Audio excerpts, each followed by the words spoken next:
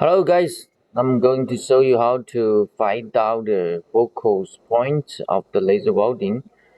First we try it to zero record and then 30% power, lower power, and we can find it the power is weak and we put it to adjust to a minor 5 and try again.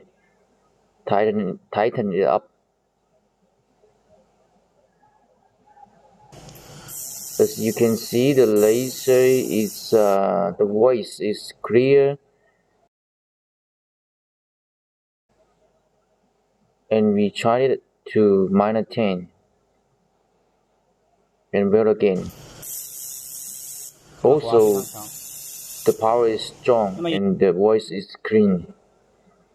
Okay, we adjusted back to the middle of between 5 and 10, so minus 7. Okay, that's it.